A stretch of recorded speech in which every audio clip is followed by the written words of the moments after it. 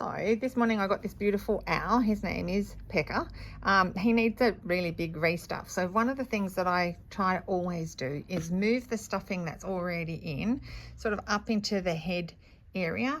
I could do that for two reasons. One, because it's the original feel that the child or person has had with this toy, and two, because quite often with children's toys and bedtime friends, the way that the friend smells is extremely important. So if you take all of the stuffing out, the original smell that the child is used to, quite often it doesn't smell the same.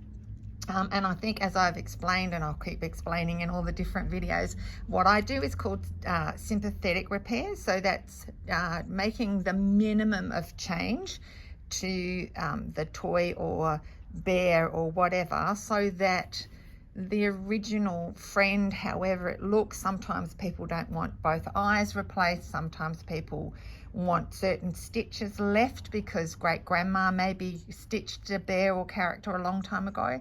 I never interfere with that. It's really important that you keep things as close to the same, but just maybe, like for example, this guy clearly needs a good feed, so I will stuff fresh stuffing in here. But yeah, it's really important that you try to not take away from the original toy, particularly with children's toys. Smell is everything, but I have plenty of adults that come through that really need their toys not to be changed. The memories that are attached to certain marks and stitches on them are vitally important to them. So it's something that I work really hard on for keeping.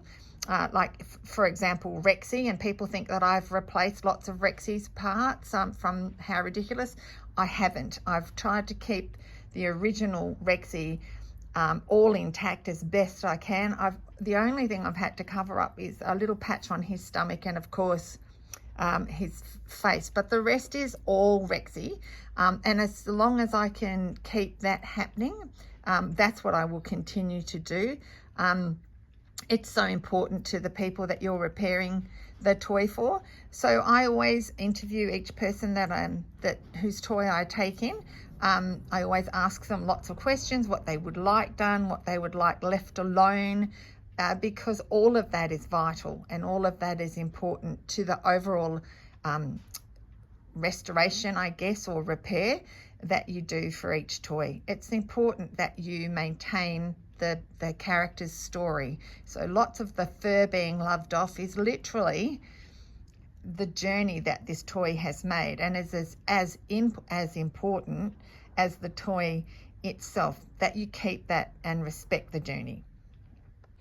So here's our little character. He's all rescued. He looks like he's had a really good feed, and yeah, so he's ready for home. So always nice when they actually, sometimes they look like they're smiling after they've been repaired. So yeah, he's off back home where he belongs.